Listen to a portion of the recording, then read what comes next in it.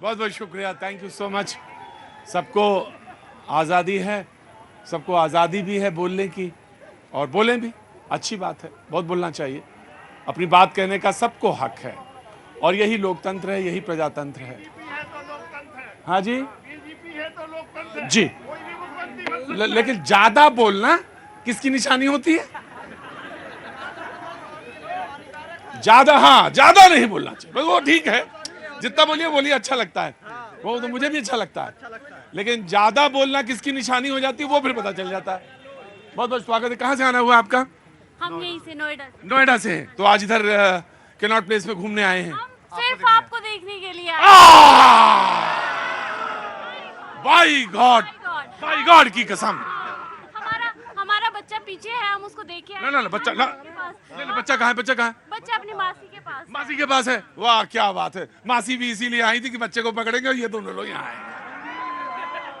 गजब है भाई, मासी को पकड़ा दिया बच्चा, और दोनों लोग जो हस्बैंड। मुझे अच्छा लग रहा है, आपको दोनों को देख के बहुत अच्छा लग रहा है। हम इतने एक्साइटेड थे आपसे मिलने के लिए। हम पालिका बाजार में थे, हमने सोचा आपको शो मिस ना हो जाए, हम फटाफट आ गए। फटाफट। शो नहीं मिस होना चाहिए। नमस्ते, कैसे हैं आप? कहाँ से आना हुआ? सर मैं उत्तराखंड से हूँ। बहुत बहुत स्वागत है। उत्तराखंड में कहाँ से हैं आप? मैं रुद्रप्रयाग गढ़वाल था। रुद्रप्रयाग से हैं। जो केदारनाथ की यात्रा में जाते हैं उनको रुद्रप्रयाग पता होगा कि वहीं से रास्ता कटता है। जी बोलिए। सर मैं बीजेपी वोटर, मेरी पूरी फैमिली बीजेपी वोटर है सिंस मतलब 20 इयर्स। जब मोदी जी गवर्नमेंट में नहीं आए थे उससे पहले से, जब वो गुजरात के क्या काम क्या करते हैं आप? सर मैं एचआर मैनेजर हूँ। एचआर मैनेजर हैं प्राइवेट कंपनी में। जी जी। बहुत बहुत स्वागत है, सवाल पूरा करिए। सर मेरे को बस मोदी जी से 2 शिकायतें हैं। हाँ। सब अच्छा जा रहा है, बट पहली बात तो ये कि हमारा जो भारत ये देश है, ये संत महात्मा का देश है, और उन्होंने अपने ही गुरु को जो है कारागार के पीछे रखा हुआ है। मैं बात कर रहा हूँ संत श्री आचाराम जी बापू की। तो उनको न्याय नहीं मिल रहा है। एफआईआर में साफ लिखा है कि कोई भी रेप का एक मिनट।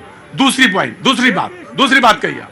सर बस यही अफसोस है। पहली बात है हमें राइट टू स्पीक है, हमें we are living in a society जहाँ राइट टू स्पीक होता है। मैंने 1 इंच माइक आपका नहीं हटाया, इसलिए कि आप बोल सकते हैं, आपको बोलने का हक है, आप कहिए। बिल्कुल, एक आशाराम बापू पे उनको न्याय नहीं मिल रहा। दूसरी बात सर मुझे नहीं, मेरे जैसे काफ़ी लोगों को ये नाराज़गी होगी कि महंगाई जिस तरह बढ़ी है ना सर, कमर तोड़ महंगाई है। 70% प्राइसेस बढ़े हैं, और ये शिकायत हमें है कि हम middle class, upper middle class सब टैक्स पेयर हैं, पर जब इलेक्शन के टाइम आता है जो बिजनेस होल्डर्स हैं they are paying via cash, they are not paying any tax.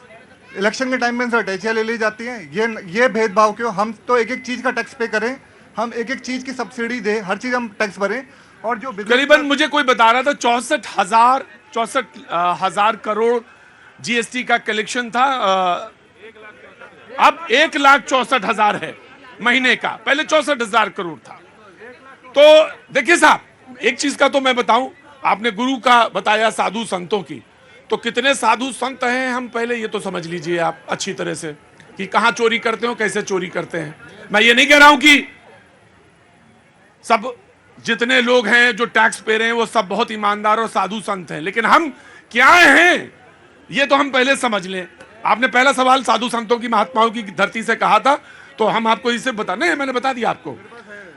हम 1,64,000 करीबन अब टैक्स हर महीने भरते हैं, जीएसटी, और पहले सिर्फ 64 था करीबन। तो पहले हम क्या कर रहे थे भैया? जोर से बोलो, नहीं हम माइक छीन लेंगे। क्या कर रहे थे? नहीं, चोरी नहीं कर रहे थे। नहीं, ये ना शब्द इस्तेमाल करो। चोरी नहीं कर रहे थे भाई साहब, हम चोरी नहीं कर रहे थे, हम टैक्स से बच रहे थे। और जो टैक्स दें उनको थोड़ी सुविधाएं मिलनी चाहिए। पहला सवाल जो आपने उठाया, उनके ऊपर बड़े भीषण और बड़े जो आरोप हैं वो ऐसे गंभीर आरोप हैं कि जिनके लिए, हाँ, वो गंभीर आरोप है, बहुत गंभीर आरोप है, और महिलाओं को लेकर आरोप है। मैं उन आरोपों पे, इस न्यायालय पे पूरा भरोसा है मुझे, वही तय करेगी और वही न्याय देगी, और हमें सब पर भरोसा है। बड़े भीषण आरोप हैं। अब मैं खुला बोलता हूं, महिलाओं पे आरोप है, वो हल्के में नहीं लिया जा सकता। BJP ji, and then Congress. मैं एक बिजनेस क्लास फैमिली से आती हूँ। अभी मेरे भाई ने बोला मिडिल क्लास फैमिली, पहले तो यहीं पर ही बहुत बड़ा इशू है, middle class, business class, service class. Middle class family और लॉयर भी रही हूँ। लॉयर के ऊपर ना कोई टैक्स चलता नहीं है, पर मेरे पति ने 100% मुझे सर्टिफिकेट मिला है सिल्वर का। मैंने टैक्स पे किया है, और मैं टैक्स पे इसलिए कर रही हूँ क्योंकि अंत्योदय, भाजपा कहती है अंत्योदय को उठाना है। जो बलास्ट में खड़ा हुआ आदमी, आज आप जिस इकोनॉमी की बात कर रहे हैं ना, जीडीपी की, वो इसीलिए बढ़ पाई है क्योंकि हमारे जैसे लोग जो चोरी नहीं करते टैक्स का, और उसके अंदर बिजनेस, सर्विस और मिडिल क्लास की बात मत कीजिए आप लोग। हम सब लोग टैक्स पेयर हैं किसी न किसी तरीके से, और मुझे इस बात का गर्व है कि मैं इस भारत में रहती हूं और टैक्स पे करती हूं, क्योंकि छाती ठोक कर कहती हूं कि मैंने अगर कमाया है तो मेरे देश को मैंने वापस भी दिया है। सवाल ये था, मैं आप ही से कह रहा हूं, सवाल ये था कि हम वकील हैं तो हम टैक्स नहीं, ऐसा नहीं। सबको टैक्स देना है, टैक्स सबको देना है बराबर। और वो जो जिनकी फीस बड़ी बड़ी है, जो एक अपीयरेंस की सीट पैसे लेते हैं, एक अपीयरेंस की, सबको उसी एम्बिट में है और सारे लोग उसी एम्बिट में आने चाहिए, सहर्ष आने चाहिए। मिडिल क्लास, मैं जानता हूं वो मिडिल क्लास जिसकी बात हो रही है, जिसमें सिलेंडर की भी बात होती है, गैस के, और तेल की, रुको मैं आप ही की बात कर रहा हूं, तेल की भी बात होती है, चावल की भी बात होती है, वो मिडिल क्लास उसकी बात कर रहे थे। जहां पे जो इन्होंने उल्लेख किया था, मैं उस सवाल को जरूर लेता हूं क्योंकि वो सवाल मुझसे छूता है, आम आदमी से छूता है, जरूर होना चाहिए उस पर बात। लेकिन सवाल यह है कि टैक्स जो देंगे नहीं तो हमारे ऊपर होगा क्या, प्रश्न क्या लगता है हमारे ऊपर, यह भी एक बहुत बड़ी बात है। तो हमको इस दायरे में आना चाहिए। कांग्रेस, आम आदमी पार्टी टैक्स की बात कर दी, लेकिन आप मुझे बताइए कि फिर इस देश पे इतना कर्ज कैसे चढ़ रहा है? 205 लाख करोड़ ये टैक्स का पैसा फिर हमारे देश पे कर्ज क्यों चढ़ रहा है? और दूसरी बात इन्होंने कहा, मैं दूसरी बात बताना चाहती हूँ। देखिए, मुझे लगता है कि व्यक्तिगत तौर पे मुझे एक आंकड़ा कल अगर आप पाएं तो जरूर बताइएगा कि जो आप जिसको बार बार कहती हैं, मैं ये जानना चाहता हूं 2014 से पहले कितने लोक निर्माण कार्य चल रहे थे और देश के बाद अब कितने लोक निर्माण कार्य चल रहे हैं, और लोक निर्माण कार्य जब चलते हैं, नहीं ये सवाल रखा है बस मैंने जिज्ञासा बस। तो जो लोक निर्माण कार्य चलते हैं, जिसको कहते हैं कि जो पब्लिक इंटरेस्ट वाला, जी, उसके से निर्माण से कितना जनरेशन होता है और कितना इकोनॉमी पे उसका असर पड़ा और कितना इकोनॉमी तेजी से आई, उस पर हम जरूर आपसे, क्योंकि आप प्रोफेसर हैं। देखिए, मुझे लगता है व्यक्तिगत तौर पे भी कि किसी को भी झूठ नहीं बोलना चाहिए, लेकिन जब देश के प्रधानमंत्री झूठ बोलते हैं तो उनकी पद की गरिमा गिरती है। कैसे? 2022 तक इन्होंने कहा था कि किसानों की आय दुगनी हो जाएगी, क्या हुई? उन्होंने कहा था कि $1 40 रुपए में हुई। जब वो 500 रुपए का सिलेंडर पूरे देश को क्यों नहीं दे सकते, सिर्फ राजस्थान में क्यों दे रहे?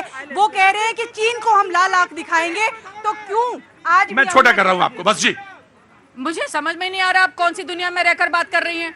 11 करोड़ किसानों को तो अभी लाभ पहुंचा है। कौन से लोगों की बात कर रहे हैं आप? हाँ, उन किसानों की बात कर रहे हैं जो आपने जानबूझकर खड़े होकर अपने ही लोगों को, जिन लोगों ने, मुझे लगता है क्योंकि जो एक किसान है वो तो मोदी जी के साथ खड़ा है और मोदी जी को ही वोट कर रहा है, और उसके बाद आप बात कर रही है कि कहां पर।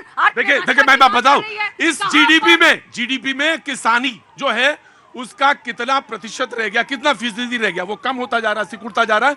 वो 2010 के आसपास 35% के आसपास था, वो कम हो गया, सिकुड़ गया। वो बात जो है वो कहना चाहिए, उसको बोलना चाहिए। आपको ये मालूम है कि इंडिया जीडीपी ग्रोथ के अंदर, इंडिया वर्ल्ड के अंदर कितना जीडीपी दे रही है? मैं वो नहीं कह रहा हूं, मैं जो कह रहा हूं कि किसानों की स्थिति और किसानों की और जो किसानी का जो इकोनॉमी में जो वो है योगदान, वो सिकुड़ता जा रहा है बस। 80 करोड़ लोगों को उस वक्त हम लोगों ने, जब पेंडेमिक हुआ था तो उस वक्त सबको खाना भी, राशन भी फ्री मिला था। ठीक है। उसके बाद 2-3 बार डोज मिला था। क्या उस वक्त किसी ने पूछा था कि अर्थव्यवस्था कहां जाएगी? मैं ये नहीं कह रहा हूं, मैं बस सिर्फ ये कह रहा हूं कि उसमें योगदान की बात कर, मैं आपकी बात ले लिया कि आप 80 लाख करोड़ दिया। जी, एक मिनट दीजिएगा, अनइंटरप्टेड दीजिएगा। जहां तक ये टैक्स की बात है, प्रतीक भाई, कोई प्रिविलेज अपने आप को ना फील करे। एक छोटा बच्चा भी अगर वो माचिस की तीली खरीदता है वो भी टैक्स देता है, तो कोई ये ना बता मैं टैक्स देता हूं, देश को देता हूं, सारे देश के लिए खड़े हैं, इसका राजनीतिकरण नहीं होना चाहिए। दूसरी बात, जहां तक किसानों की बात है, उसका अगर आप बहस में जाएंगे तो एक अलग विषय है, टैक्स में कितना % जीएसटी बढ़ा, कितना बड़ा वैट, जो भी है। मेरा ये कहना, अभी इंडिया अलायंस की बात हो रही थी, मैं बताता हूं साहब इंडिया अलायंस का है। इंडिया अलायंस 21वीं सदी का हिंदुस्तान लिखने जा रहा है। हर भारतीय का सपनों का भारत बनाने जा रहा है।